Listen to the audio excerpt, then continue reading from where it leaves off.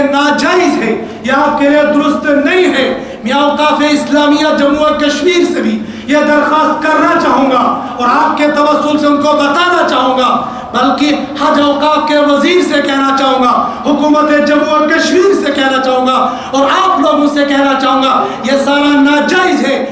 عیسیٰ علیہ السلام کی ولادت باسعادت کے موقع پر اللہ سبحانہ و تعالیٰ نے ان کی والدہ محترمہ کو یا تو بذریعہ الہام اور یا بذریعہ حضرت جبریل علیہ السلام آ کر یہ بتایا کہ جب درد ذہ ہو رہا ہے تو درد ذہ کے ہوتے ہی تمہیں اپنی جگہ سے نکل کر دوسری جگہ چلے جانا ہے۔ چنانچہ حضرت مریم رضی اللہ تعالیٰ عنہ اپنی جگہ سے دور جگہ چلی گئی۔ دور جگہ سے مراد قرآن کریم یہ بتا رہا ہے کہ وہ کسی کے گھر میں نہیں گئی، کسی رشتہ دار کے یہاں نہیں گئی، اور خود جس جگہ پر رہتی تھی وہاں پر بھی نہیں، بلکہ دوسری جگہ پر گئی۔ وہاں پر کوئی انسان نہیں تھا، وہاں پر کوئی گھر نہیں تھا، اور وہاں پر حضرت مریم رضی اللہ تعالی عنہا کو کوئی داعیہ بھی نہیں تھی، کوئی نرس بھی نہیں تھی جو اس وقت اور اس موقع پر ان کی کوئی ہیلپ اور مدد کرتی۔ ان تمام اسباب کو اور ظاہری مدد کو اللہ سبحانہ و تعالیٰ نے اٹھا لیا کہ جب ہم نے حضرت عیسیٰ علیہ السلام کو دنیا کے اندر ایک معجزے کے طور پر لانا ہے تو حضرت عیسیٰ علیہ السلام کی ولادت باسعادت بھی معجزانہ طریقے سے ہی ہونی چاہیے۔ چنانچہ ان کی والدہ کو حکم ہوا کہ تم اپنے گھر سے نکل جاؤ اور دور جنگل میں پہنچ جاؤ، اور جنگل میں کھجور کے تنے کے پاس اور کھجور کے درخت کی ٹہنی میں اور تنے میں بیٹھ کر کھجور کے درخت کو پکڑ لو۔ تو اس درخت کا پکڑنا تھا کہ وہ درخت جو سوکھا پڑا ہوا تھا، جس کے اوپر شاخیں بھی نہ تھی، آنے واحد میں اس کے اوپر شاخیں نکل آئی، پھر اس کے اوپر پتے نکل آئے،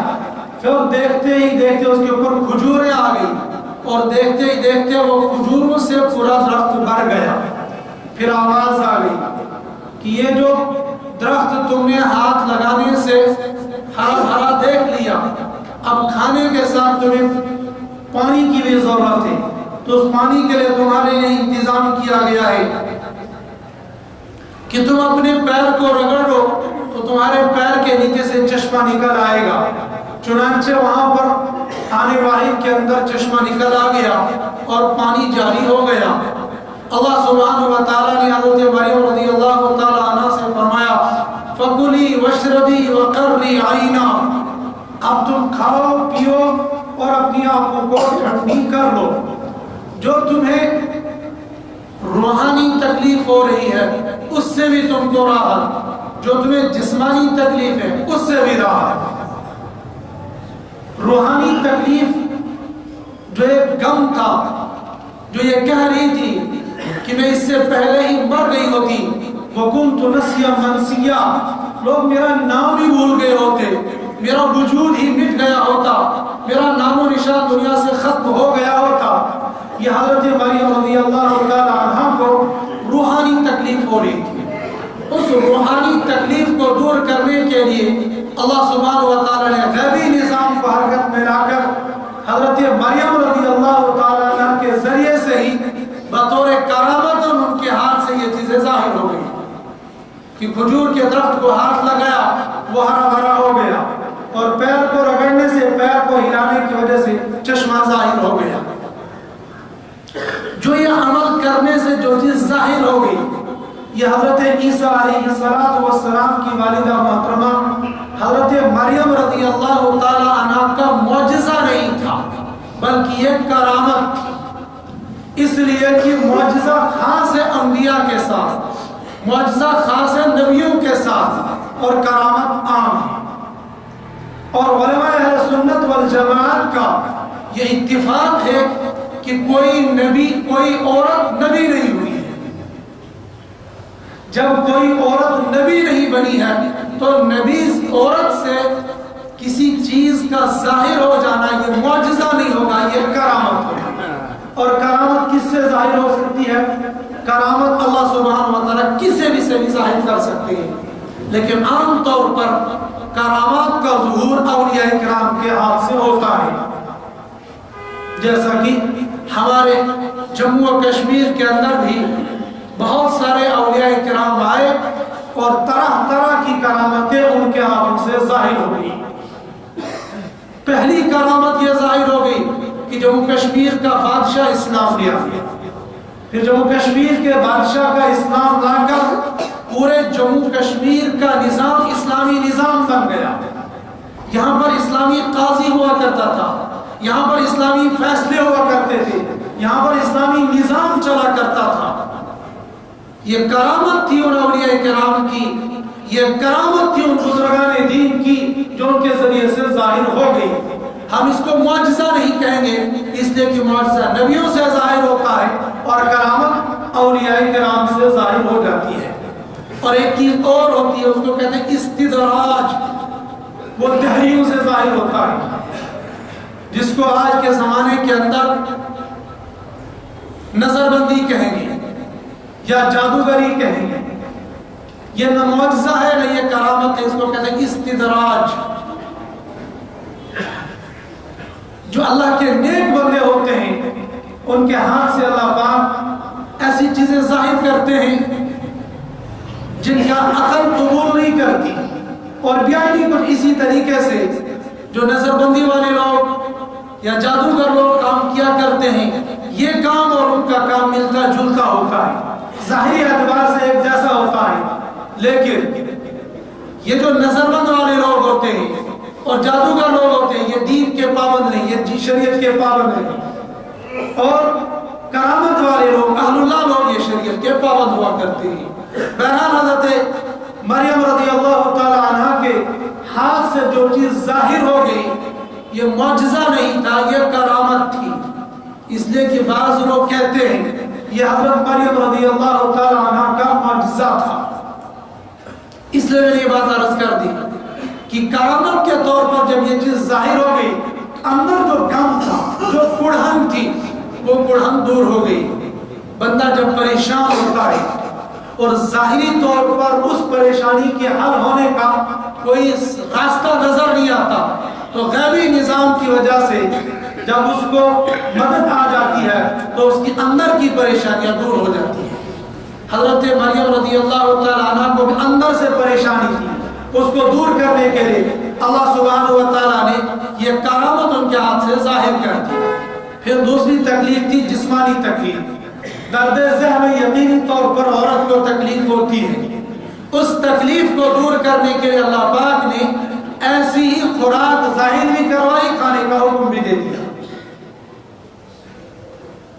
زچہ بچے والی عورت کے لیے کھجور مفید ترین غذا ہے، لہذا اللہ سبحانہ و تعالیٰ نے اسی کا انتظام کر دیا۔ ہمارے یہاں تو کھجورے نہیں ہیں، ہمارے یہاں تو چھوارے ہوتے ہیں، تو چھواروں کی دوائی عورتیں بنا کر ان ایام میں کھاتی ہیں۔ تو یہ قرآن کی اس نص سے نکالا گیا ہے۔ کوئی بندہ یہ سوچے گا یہ میری ڈاکٹری ہے، یہ میری حکمت ہے، میں نے حکمت کے ذریعے سے عورت کو یہ دوائی دی، ہم کہیں گے نہیں، یہ تیرا طب نہیں ہے، یہ تیری حکمت نہیں ہے، یہ ڈاکٹری نہیں ہے، یہ قرآن ہے۔ جس قرآن نے یہ کہا کھجور کو کھا اور جو چشمہ جاری کیا اس پانی کو پی، فَقُلِي وَاشْرَبِي وَقَرِّي عَيْنًا، کھا پی اور اپنی آنکھوں کو ٹھنڈی کر لے۔ جو ظاہری اعتبار سے بھی تجھے تکلیف، باطنی اعتبار سے بھی تکلیف، دونوں تکلیفوں کے اعتبار سے تجھے تکلیف دور ہو کر اب تجھے راحت اور سکون ملے گی۔ پھر بچے کے بعد جب تو اپنے قوم کے پاس اپنے گاؤں میں پہنچے گی تو یقینی طور پر لوگ تجھ سے اعتراض کریں گے، لوگ تجھ سے پوچھیں گے یہ بچہ کہاں سے آ گیا، گویا ہے کہ تو نے کوئی بدکاری کی ہے، گویا ہے کہ تو نے کوئی بدفعلی کی ہے جس کی وجہ سے یہ بچہ آیا۔ قرآن کی یہ آیت اور یہ اشارہ بتا رہا ہے کہ حضرت مریم رضی اللہ تعالی عنہا کا نکاح نہیں ہوا تھا، آگے چل کر صراحتاً آئے گا پیچھے بھی صراحتاً آیا، یہاں پر اشارتاً یہ بتا دیا قوم کے پاس تو پہنچے گی، قوم کو معلوم ہے کہ تیرا نکاح نہیں ہوا ہے، بغیر نکاح کے بچہ آیا کہاں سے، تو اسے سوال کریں گے، تو ان سے کہہ دینا صومن فلن اکلم اليوم انسیا، میں نے تو روزہ رکھا ہوا ہے، میں بات چیت نہیں کروں گی۔ چنانچہ ایسا ہی ہوا، حضرت مریم رضی اللہ تعالیٰ عنہ اپنے بیٹے حضرت عیسیٰ علیہ السلام کو لے کر آ گئی، قوم نے دیکھا تو شور مچانا شروع کر دیا۔ گزشتہ جمعہ کو یہ بات تفصیل کے ساتھ آئی تھی، کوئی بھی بات بغیر تحقیق کے آگے نہیں چلانی چاہیے، اور بغیر تحقیق کے کسی پر الزام نہیں لگانا چاہیے، اور بغیر تحقیق کے بلا وجہ کی کسی کی تعریف بھی نہیں کرنی چاہیے، نہ کسی کی تعریف بغیر تحقیق کے، نہ کسی کی تنقیص بغیر تحقیق کے، اور نہ کسی پیغام کو آگے فارورڈ کرنا چاہیے جب تک نہ آپ تحقیق کر دیں۔ اس قوم نے بھی تحقیق نہیں کی، اور حضرت عیسیٰ علیہ السلام کی والدہ محترمہ حضرت مریم رضی اللہ تعالیٰ عنہ پر الزام لگانے شروع کر دیا، اور اس سے کہنے لگے ما کان ابوک امرأ سوء وما کانت امک بغیہ، او ہارون کی بہن تجھے کیا ہو گیا، تیرا باپ تو ایسا نہیں تھا، تیری ماں تو بدکار نہیں تھی، پھر یہ تو کیا کر کے لائی۔ مفسرین نے یہ لکھا ہے جن بچوں کے اور جس اولاد کے ماں باپ نیک اور صالح نیکوکار ہیں اور بڑے لوگ ہیں کہ ان کے ماں باپ کا معاشرے کے اندر ایک مقام ہے، معاشرے کے اندر ایک نام ہے، اس نام والی اولاد کو کوئی غلط کام نہیں کرنا چاہیے، اس لیے کہ پھر بدنامی اس کی نہیں ہوتی بلکہ بدنامی اس کے خاندان کی ہوتی ہے، بدنامی اس کے ماں باپ کی ہوتی ہے، بدنامی اس کے عزیز و اقارب کی ہوتی ہے، اور پھر بعض جگہ پر بدنامی ملکوں کی ہوتی ہے، بدنامی قوموں کی ہوتی ہے، بدنامی علاقوں کی ہوتی ہے۔ گویا انسان جس درجے کا ہوگا اسی درجے کے اعتبار سے اس کی بدنامی ہوگی، اور خود حضرت نبی کریم صلی اللہ علیہ وآلہ وسلم نے اس کی صراحت فرمائی دوسرے موقع پر، کیا آپ نے فرمایا تم اپنے ماں باپ کو گالی نہ دیا کرو۔ صحابہ نے پوچھا یا رسول اللہ صلی اللہ علیہ وسلم کون ایسا ہوگا جو اپنے ماں باپ کو گالی دیا کرے گا؟ آپ علیہ السلام نے فرمایا تم اگر کسی کو اس کے ماں باپ کی گالی دو گے وہ تمہیں تمہارے ماں باپ کی گالی دے دے گا۔ اب تمہارے ماں باپ کو گالی پڑی یہ تمہارے بول کی وجہ سے، تمہارے کہنے کی وجہ سے، اگر تم اس کے ماں باپ کو گالی نہ دیتے وہ تمہارے ماں باپ کو گالی نہ دیتا، تمہارے ماں باپ کو گالی پڑی تمہاری وجہ سے، گویا تم نے خود اپنے ماں باپ کو گالی دی۔ تو مفسرین نے اس آیت کے ضمن میں لکھا ہے کہ جو بڑے لوگ ہیں، نامور لوگ ہیں، اتقیاء اور صلح والے لوگ ہیں، اس کی اولاد کو بھی سنبھل کر قدم رکھنا چاہیے۔ وہاں پر تو اتقیاء اور صلح کا لفظ آیا ہے، لیکن وہاں سے نکلتا ہے ہر وہ انسان جس انسان کا معاشرے کے اندر اچھا مقام ہے، اچھا رتبہ ہے، گرچہ وہ دنیاوی اعتبار سے ہی کیوں نہ ہو، اگر دنیاوی اعتبار سے بھی اس کا ایک اچھا نام ہے، اچھا مقام ہے، تو اس کی اولاد کو بھی یہ چاہیے کہ وہ اپنے ماں باپ کی عزت کرے، ان کے نام کی حفاظت کرے، ان کے کام کی حفاظت کرے۔ حضرت مریم رضی اللہ تعالیٰ عنہ سے جب ان لوگوں نے یہ کہا بچہ کہاں سے لائی، تو اس نے کہا میرا تو روزہ ہے۔ بنی اسرائیل کے بارے میں گزشتہ جمعہ کو عرض کیا تھا، جب وہ روزہ رکھتے تھے تو کھانے پینے کے ساتھ ساتھ وہ بول چال کا بھی روزہ رکھتے تھے، جب ان سے کوئی بولتا تھا وہ اشارہ کرتے تھے میرا تو روزہ ہے۔ چنانچہ حضرت مریم رضی اللہ تعالیٰ عنہ نے ان کو بتا دیا میرا روزہ ہے، اور بعض مفسرین نے سدی وغیرہ نے لکھا ہے کہ اتنا بولنے کی اجازت تھی کہ میں جواب نہیں دوں گی اس لیے کہ میرا روزہ ہے۔ چنانچہ حضرت مریم رضی اللہ تعالیٰ عنہ نے ان سے کہا میرا تو روزہ ہے۔ لوگوں نے کہا کیف نکلم من کان فی المہد صبیا، ایک تو غلط کام کر کے آئی ہے اور اوپر سے ہمارے ساتھ مذاق بھی کرتی ہے، یہ گود میں بیٹھنے والا بچہ یہ کیسے بول پائے گا؟ روایات کے اندر لکھا ہے، مظہری اور قرطبی اور مظہری نے لکھا ہے کہ حضرت عیسیٰ علیہ السلام ماں کی گود میں دودھ پی رہے تھے، اور انہوں نے دودھ چھوڑ دیا اور بائیں کروٹ پر ٹیک لگا کر کھڑے ہو گئے اور کہنے لگے، ارشاد فرمایا، انی عبد اللہ، میں اللہ کا بندہ ہوں، آتانی الکتاب، مجھ کو کتاب دی ہے، وجعلنی نبیا، اتنا ہی نہیں مجھ کو نبی بھی بنا دیا ہے۔ اور علماء اہل سنت والجماعت کا اس بات پر بھی اتفاق ہے، کسی نبی کو 40 سال کی عمر سے پہلے نبوت نہیں ہوئی۔ پھر حضرت عیسیٰ علیہ السلام نے کیسے کہا کہ میں نبی بھی ہوں، مجھ کو کتاب بھی دی گئی ہے؟ ترتیب کے ساتھ پہلا بول اور پہلا کلام یہ کیا، انی عبد اللہ، میں اللہ کا بندہ ہوں۔ کب یہ بول کہے؟ اکثر مفسرین کا یہ کہنا ہے ادھر پیدائش ہوئی جنگل کے اندر، حکم ہو جاؤ نکل جاؤ یہاں سے، قوم کے پاس پہنچو، تو یہ جو بیچ کا فاصلہ ہوا اتنا ہی فرق رہ گیا اور یہ اپنی قوم کے پاس پہنچ گئی۔ بعض مفسرین نے یہ لکھا ہے کہ نہیں، پیدائش کے بعد 40 دن تک حضرت مریم رضی اللہ تعالیٰ عنہ اسی جنگل کے اندر رہی، اور اسی جنگل کے اندر ایک آدمی تھا یوسف نجار نام کا، جو اللہ کا نیک بندہ تھا، جو حضرت مریم رضی اللہ تعالیٰ عنہ کی خیر خواہی وہاں کیا کرتا، جس چیز کی بھی ضرورت ہوگی۔ لیکن یہ روایت بہت ضعیف ہے، بہت کمزور ہے، لیکن بہرحال قاضی ثناء اللہ پانی پتی رحمۃ اللہ علیہ جیسے مفسرین نے یہ بات لکھی ہے، لیکن صحیح بات یہ ہے کہ یہاں پیدائش ہوئی، ادھر قوم کے پاس چلی گئی، اور قوم سے حضرت عیسیٰ علیہ السلام نے کہا، انی عبد اللہ، میں اللہ کا بندہ ہوں، میری قوم سنو، میری ماں نے مجھ کو جنا ہے، لہذا میں اللہ نہیں ہوں، میں انسانیت کے اعتبار سے دنیا میں آیا ہوں، جس طریقے سے سارے انسان آتے ہیں ایسے ہی میری پیدائش ہوئی ہے، لہذا میں رب نہیں ہو سکتا، اور میری ماں بھی اللہ کی بندی، میں بھی اللہ کا بندہ، لہذا میں اللہ کا بیٹا بھی نہیں ہو سکتا، نہ اللہ کا بندہ ہوں نہ اللہ کا بیٹا ہوں۔ عیسائیوں کی تردید ہو گئی۔ عیسائی جو لوگ یہ کہتے ہیں حضرت عیسیٰ علیہ السلام اللہ کے نعوذ باللہ بیٹے ہیں، تو انہوں نے کہا نہ میں بیٹا ہوں نہ میں رب ہوں، انی عبد اللہ، میں اللہ کا بندہ ہوں۔ پھر کام کیا میرا؟ آتانی الکتاب، مجھ کو کتاب دی گئی ہے، کون سی؟ بعض مفسرین نے کہا ہے کہ حضرت عیسیٰ علیہ السلام کو توریت دی گئی تھی،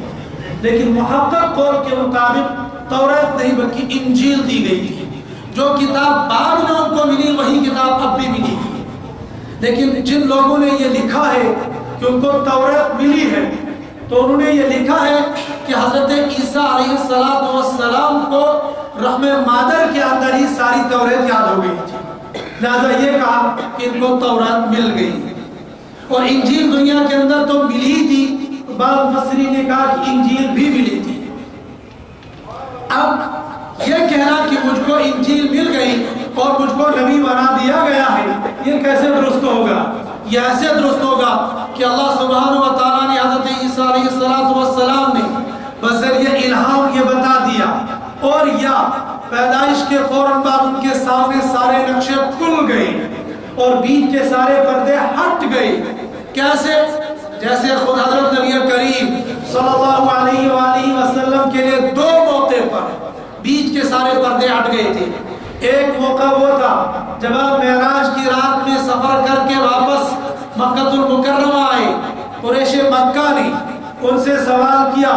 تم یہ بتاتے ہو محمد صلی اللہ علیہ وسلم ہم مسجد اقصی گئے، بتاؤ مسجد اقصی کے اندر پلر کتنے ہیں؟ اللہ سبحانہ و تعالیٰ نے سارے بیچ کے پردوں کو ہٹا دیا، مسجد اقصی سامنے آ گئی۔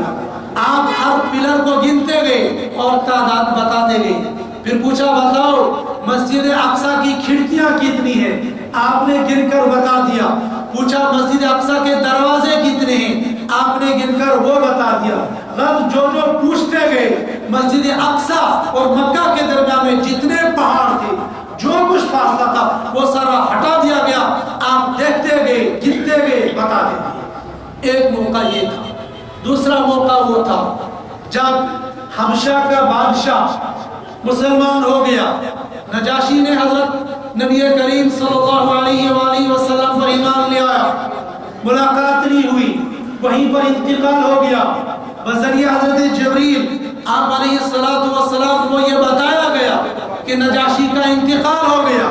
وہاں کوئی مسلمان نہیں اور نجاشی کی نماز جنازہ پڑھانی ہے، لہذا بتاؤ نماز جنازہ کے لیے حضرت نبی کریم صلی اللہ علیہ وسلم کا انتخاب، بیچ کے سارے پردے ہٹ گئے، نجاشی کی نعش کو سامنے لایا گیا۔ حضرت نبی کریم صلی اللہ علیہ وآلہ وسلم نے مکہ المکرمہ میں بیٹھ کر نجاشی بادشاہ کا نماز جنازہ پڑھایا۔ اس مسئلے میں اختلاف ہو گیا سیدنا امام شافعی رحمۃ اللہ علیہ اور سیدنا امام اعظم ابو حنیفہ رحمۃ اللہ علیہ کے درمیان۔ امام شافعی رحمۃ اللہ علیہ نے فرمایا غائبانہ نماز جنازہ پڑھانا درست، امام اعظم ابو حنیفہ رحمۃ اللہ علیہ رحمۃ اللہ سے نے فرمایا درست نہیں۔ امام شافعی رحمۃ اللہ علیہ نے فرمایا دیکھو نبی علیہ السلام نے جنازہ پڑھایا مکہ میں اور نجاشی کی لاش ہے حبشہ میں، لہذا غائبانہ نماز جنازہ پڑھانا درست۔ سیدنا امام اعظم تو امام اعظم تھے، امام اعظم تو امام اعظم تھے۔ امام اعظم نے فرمایا امام شافعی آپ علیہ السلام کے درمیان اور نجاشی کی نعش کے درمیان میں کوئی فاصلہ نہیں تھا۔ جب فاصلہ کوئی نہیں تھا تو وہ تو سامنے ہونے کے مترادف تھا، وہ تو سامنے تھا، سامنے ہونے کی صورت میں آپ علیہ السلام نے نماز جنازہ پڑھائی۔ ورنہ بتاؤ آپ علیہ السلام کی زندگی مبارک کے اندر بہت سارے اصحاب رسول اللہ صلی اللہ علیہ وسلم کا انتقال ہو گیا، بعض کو شہید کر دیا گیا، 70 قرہ کو یکدم شہید کیا گیا، لیکن آپ علیہ السلام ان کی نماز جنازہ نہیں پڑھائی، چونکہ حبشہ کے اندر نجاشی کا نماز جنازہ پڑھانے والا یا تو کوئی تھا نہیں، اور یا اگر تھا کوئی تو بادشاہ کا جنازہ پڑھانا تھا، لہذا امام الانبیاء نے نماز جنازہ پڑھایا۔ بہرحال یہ تو امام شافعی اور امام اعظم ابو حنیفہ رحمۃ اللہ علیہ کے درمیان مختلف فی مسئلہ ہے۔ ہم لوگ چونکہ حنفی ہیں لہذا میں نے حنفی مسئلہ کو بیان کر کے یہ بتا دیا کہ ہمارے یہاں غائبانہ جنازہ نہیں ہے، وہاں جو ہوا وہ حضرت نبی کریم صلی اللہ علیہ وسلم اور آپ کے درمیان میں سابقہ پردہ ہٹ گیا تھا، وہ بتا دیا گیا۔ ایسے ہی بعض مفسرین نے یہ کہا کہ حضرت عیسیٰ علیہ السلام کی آنکھ جب کھلی اور ان لوگوں نے جب پوچھا تو یہاں سے لے کر لوح محفوظ تک سارے پردے ہٹ گئے، اور عیسیٰ علیہ السلام نے اپنا نام نبی کی لسٹ میں دیکھ لیا اور لوح محفوظ پر دیکھ لیا، مجھ کو عیسیٰ روح اللہ بنایا گیا ہے اور مجھ کو انجیل عطا کر دی گئی ہے، یعنی دے دی جائے گی۔ لہذا حضرت عیسیٰ علیہ السلام نے کہا آتانی الکتاب، مجھ کو کتاب دے دی گئی، وجعلنی نبیا، اور مجھ کو نبی بنا دیا گیا، وجعلنی مبارکا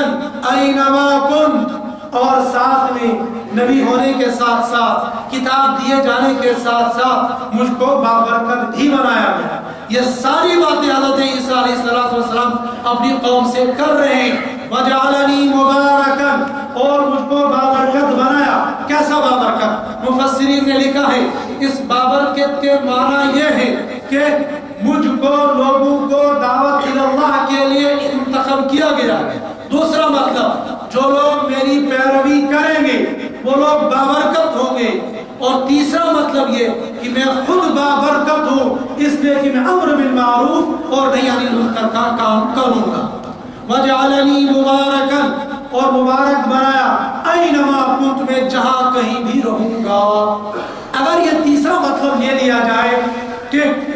مجھ کو امر بالمعروف اور نہی عن المنکر کے لیے انتخاب کیا گیا، جہاں بھی رہوں گا، تو ایک دوسرا مطلب بھی نکل آئے گا، کیا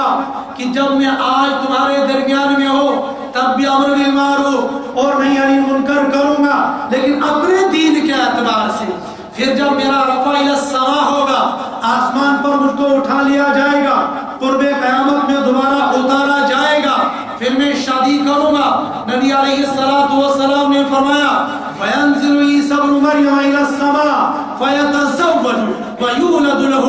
عیسیٰ ابن مریم آسمان سے اتریں گے، وہ شادی کریں گے، وَيُولَدُ لَهُ، ان کی اولاد ہوگی، وَيَمْكُثُ 45 سَنَةً، 45 سال اس دنیا کے اندر رہیں گے، ثم يتوفى، پھر مر جائیں گے، فَيُدْفَنُ مَعِي فِي قَبْرِي، پھر ان کو دفن کیا جائے گا میرے ساتھ میری قبر۔ یہ حضرت نبی کریم صلی اللہ علیہ وسلم نے فرمایا یہاں سے اینما کنتو، یہ اشارہ نکلتا ہے کہ جب قرب قیامت میں دوبارہ آؤں گا، اینما کنت، اب رہوں یا تب رہوں، اینما کنت، اب ہوں یا تب ہوں، آج بھی یہ کام کروں گا اور میں بعد میں آؤں گا، تب اتباع رسول اللہ صلی اللہ علیہ وآلہ وسلم کے ساتھ امر بالمعروف اور نہی عن المنکر کا کام کروں گا، اور وہ خاص ہوگا حضرت عیسیٰ علیہ السلام کے لیے جہاد فی سبیل اللہ۔ جب حضرت عیسیٰ علیہ السلام آئیں گے، کفر کا کلام کما ہو جائے گا، شرک کا کلام کما ہو جائے گا، یہود کی گردن کاٹ دی جائے گی، عیسائیوں کی گردنیں کاٹ دی جائے گی۔ یہی وجہ ہے آج کے دور کے اندر بھی، آج کی تاریخ کے اندر بھی اسرائیل میں بیٹھ کر یہودی لوگ یہ چاہ رہے ہیں کہ ہندوستان کے اندر بھی برگد کے پیڑ لگائے جائیں،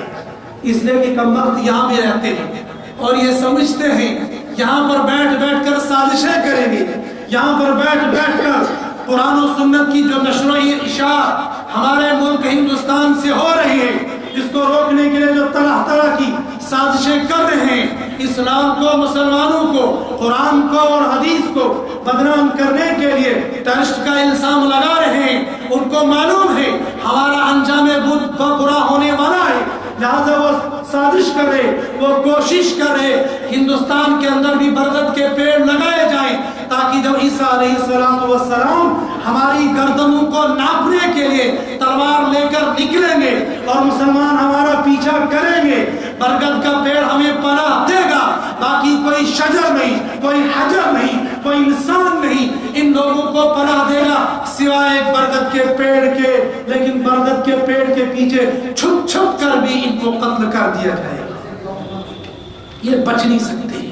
اور عیسیٰ علیہ السلام نے فرمایا مبارکن، مجھ کو بابرکت بنایا گیا، کہاں؟ اینما کنت، میں جہاں بھی رہوں۔ اور عیسیٰ علیہ السلام 45 سال دنیا میں رہ کر کفر اور شرک کا دنیا سے صفایا کریں گے، وہ بابرکت ہوں گے ان لوگوں کے لیے جو ان کے ساتھ ہوں گے یا جو ان کے متبعین ہوں گے۔ ان کے متبعین تو زمانے کے عیسائی، آج کے عیسائی نہیں، اور جب دوبارہ آئیں گے پھر عیسیٰ علیہ السلام توریت یا انجیل کی دعوت نہیں دیں گے، عیسائی مذہب کی دعوت نہیں دیں گے، وہ دعوت دیں گے قرآن کی، وہ دعوت دیں گے محمد رسول اللہ صلی اللہ علیہ وآلہ وسلم کی، وہ دعوت دیں گے 5 وقت نماز پڑھنے کی، وہ دعوت دیں گے رمضان مبارک کے روزے رکھنے کی، وہ دعوت دیں گے زکوٰۃ دینے کی، وہ دعوت دیں گے حج کرنے کی، اور وہ دعوت دیں گے اپنی زندگی کو محمد رسول اللہ صلی اللہ علیہ وآلہ وسلم کی اتباع کرتے ہوئے زندگی گزارنے کی۔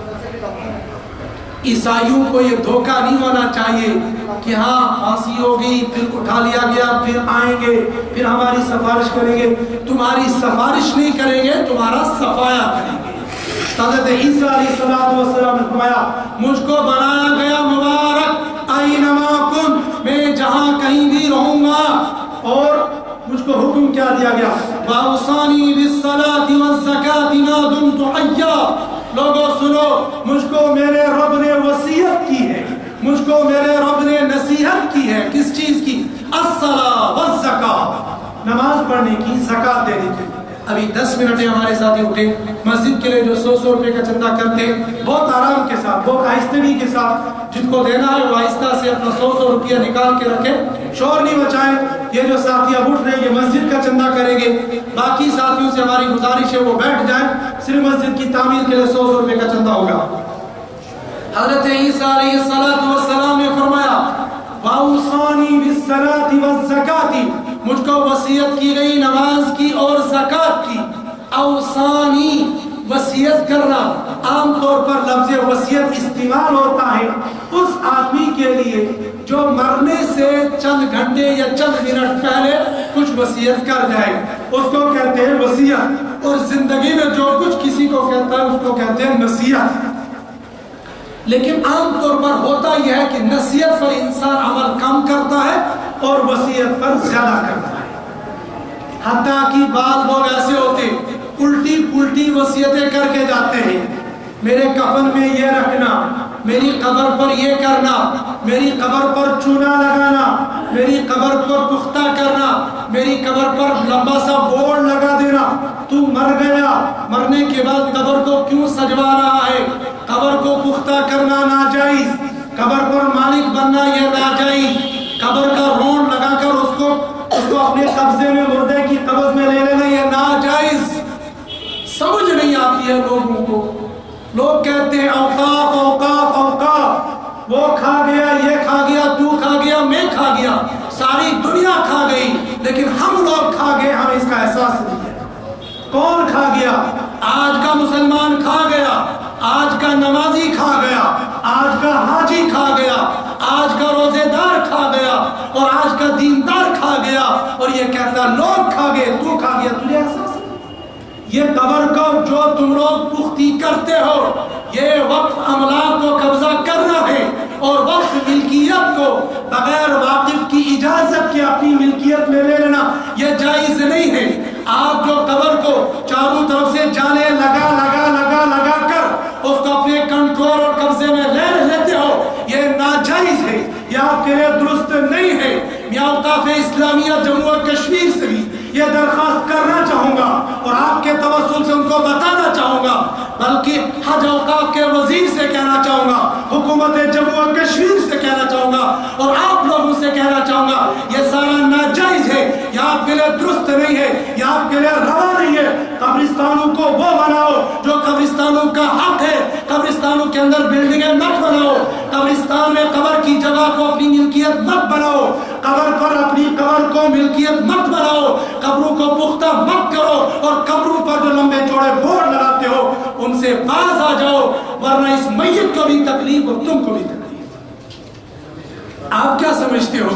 میرے ابا جی کا انتقال ہو گیا، میں ابا کی محبت میں 2 فٹ اور 4 فٹ کا بورڈ لگا دوں گا، 5000 خرچ کر دوں گا، یا اللہ کے یہ اپنے باپ کے ساتھ محبت نہیں، یہ آپ کو اپنے باپ کے ساتھ دشمنی ہے۔ زمین وقف میں نے کی، وقف زمین عبداللہ نے کی، وقف زمین راشد اور خالد نے کی، میں کون ہوتا ہوں اس زمین پر اپنی ملکیت کا بورڈ لگانے کا؟ جائز نہیں ہے۔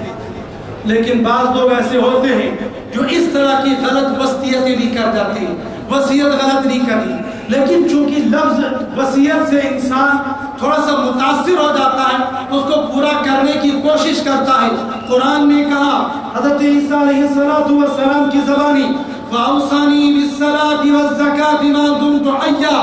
اور وصیت کی مجھ کو میرے رب نے کس چیز کی؟ بالصلاة، نماز پڑھنے کی، والزکاة، اور زکاة دینے کی، ما دمت حیا، جب تک میں زندہ رہوں گا۔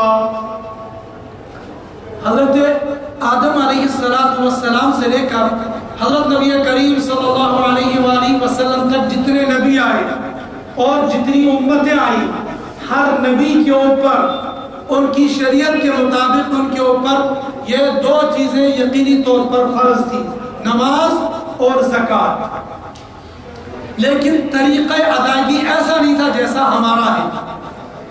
جس طریقے سے ہم لوگ 5 وقت نماز پڑھتے ہیں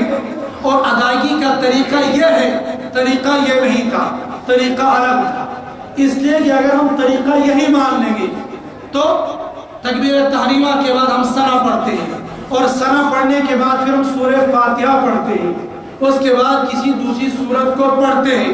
سورہ فاتحہ یہ قرآن، سورہ فاتحہ یہ قرآن، اور دوسری سورت یہ قرآن، اور قرآن نازل ہو گیا حضرت نبی کریم صلی اللہ علیہ وآلہ وسلم پر۔ آدم علیہ السلام سے لے کر حضرت عیسیٰ علیہ السلام تک کسی نبی پر قرآن نازل نہیں ہوا۔ لہٰذا اگر ہم طریقہ صلاح، طریقہ نماز یہ مان لیں گے، پھر نماز میں وہ قرآن کہاں سے پڑھتے تھے؟ لہٰذا طریقہ یہ نہیں تھا۔ کیا تھا طریقہ؟ واللہ اعلم بالصواب. لیکن بعض امتیوں کا طریقہ یہ تھا، وہ کھڑے ہو جاتے تھے اور کھڑے کھڑے ہاتھ باندھ لے کر یا یوں کھڑے ہو جاتے اور اللہ کا تصور کر لیتی تھی، یہ ان کی نماز تھی.